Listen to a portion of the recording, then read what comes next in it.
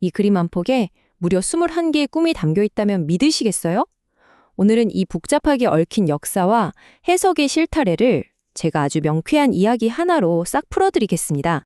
오늘은 바로 이 몽유도원도라는 한국 회화사에서 정말 유명한 그림의 두루마리를 한번 펼쳐보려고 합니다. 먼저 꿈으로의 초대부터 시작해서 그 꿈의 설계도, 그리고 여러 목소리들의 합창을 들어볼 거고요. 또 대군이 걸었던 비밀스러운 길, 그리고 마지막으로 남겨진 꿈은 무엇이었는지 이렇게 차근차근 따라가 보겠습니다. 자, 그럼 시작해볼까요? 우리 같이 상상해보는 거예요. 시간은 지금으로부터 무려 500여 년 전 아주 깊은 밤입니다. 조심스럽게 어느 방 안으로 한번 들어가 보시죠. 등잔불 심지를 벌써 두 번째 갈아 끼운 만큼 정말 깊고 깊은 밤이에요. 바로 안평대군의 방인데요. 당대 최고라고 불리던 지성들이 전부 모여있네요. 뭘 그렇게 보고 있나 했더니 갓 완성된 두루마리 하나를 중심으로 다들 둥그렇게 모여 있습니다. 이 그림은요, 사실 현실이 된 꿈이에요. 불과 4일 전에 안평대군이 아주 생생한 꿈을 꿨는데 그걸 듣고 화가 안견이 비단 위에 그대로 옮겨놓은 거죠. 방금 막 붓을 놓은 따끈따끈한 그림입니다.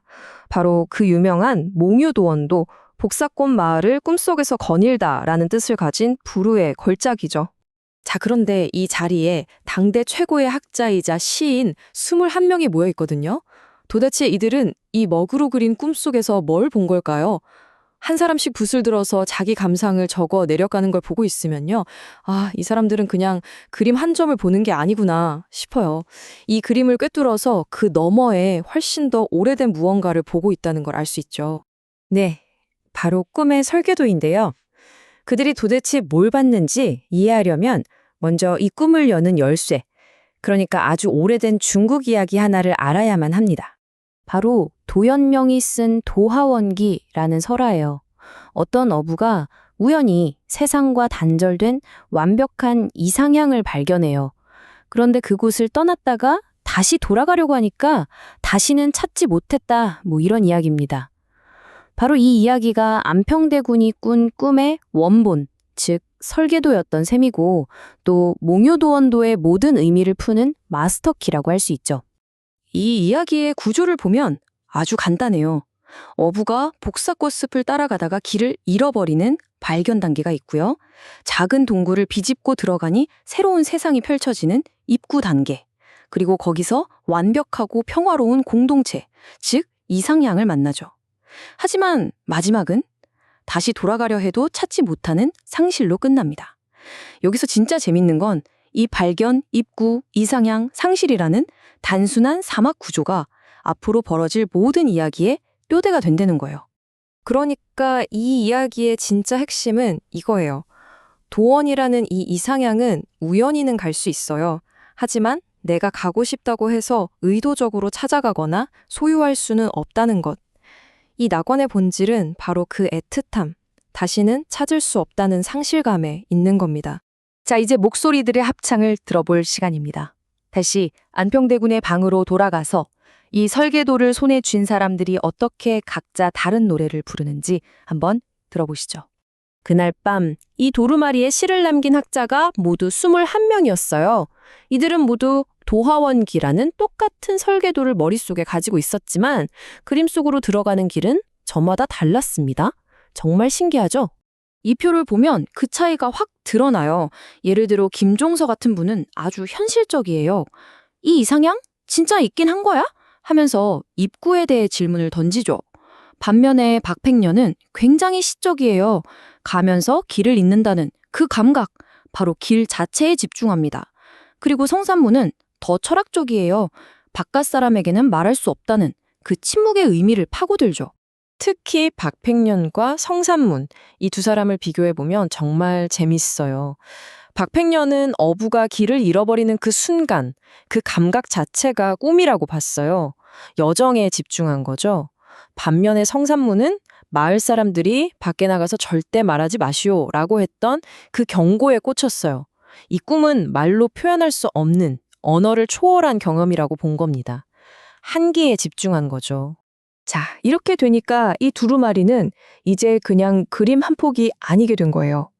21개의 서로 다른 해석이 담긴 엔솔로지가 된 거죠. 꿈과 그림, 그리고 아주 오래된 이야기가 시대를 넘어서 서로 대화를 나누는 그런 멋진 장이 펼쳐진 겁니다. 자, 이제 대군의 비밀스러운 길을 따라가 볼까요? 그런데 말이죠. 정작 이 꿈을 꾼 당사자 안평대군은 어땠을까요? 신기하게도 그림을 감상하는 그의 길은 다른 모든 사람들과는 전혀 다른 방향을 향하고 있었습니다. 다른 사람들은 그림 속 복사꽃이 너무 아름답다, 저런 완벽한 세계에서 살고 싶다 이러면서 감탄하고 있었어요. 그런데 안평대군은 그게 아니었습니다. 그는 이상하게도 꿈의 끝을 노래한 시 구절에만 자꾸 눈길이 갔던 거죠. 손님들이 이상향을 찬미하는 동안 그는 조용히 뭔가 더 쓸쓸한 것을 찾고 있었던 겁니다. 술잔은 아직 비지 않았는데 그림이 먼저 말리니 속세의 사람을 꿈속에 머물게 하네. 바로 성산문의 시에 나오는 이 구절인데요. 안평대군은 이 구절 앞에서 발걸음을 딱 멈춥니다. 그리고 아주 깊은 교감을 느낀 거죠. 그리고는 이렇게 말해요. 내 꿈도 그랬소. 아직 걷고 있는데 길이 먼저 닫혔지. 바로 이 반응에서 그의 비밀이 드러나는 겁니다. 그는 꿈속의 아름다운 풍경보다도 꿈이 너무 갑자기 끝나버렸다는 그 아쉬움, 그 가슴 아픈 느낌을 훨씬 더 강하게 기억하고 있었던 거예요. 어부의 배가 다시 이곳에 이른다 해도 흐르는 물이 봄의 냉기를 품고 있음을 알리라. 이건 또 다른 시인, 최항의 시인데요. 여기서도 안평대군은 깊이 공감합니다. 꿈에서 막 깨어났을 때의 그 서늘함, 그 기분을 정확히 포착했기 때문이죠. 안평대군이 속삭였어요. 맞소. 꿈의 끝은 차가웠소. 결국 그는 꿈의 아름다움을 칭찬하는 시인을 찾고 있던 게 아니었어요.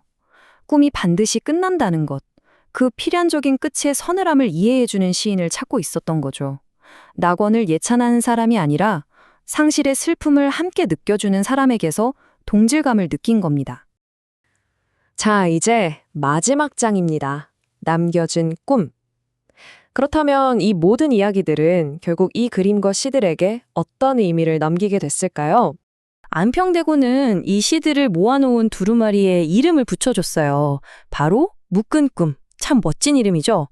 다시는 돌아갈 수 없다는 걸 알면서도 그 아름답고 찰나같았던 순간을 어떻게든 붙잡아서 보존하고 싶었던 그의 마음이 담겨있는 아주 강력한 은유입니다. 그래서 이제 몽유동원도는 더 이상 안평대군 한 사람만의 꿈이 아니게 됐습니다. 21개의 다른 길, 21개의 다른 영혼을 품은 하나의 그릇이 된 거죠. 모두가 일부러 찾으려 할 땐 절대 발견할 수 없는 그 낙원을 향해서 각자의 여정을 떠나는 겁니다. 이 두루마리에는 이렇게 하나의 꿈이 꽁꽁 묵혀 있습니다. 자, 이제 여러분의 차례입니다. 당신은 이 그림 속에서 무엇을 보시나요?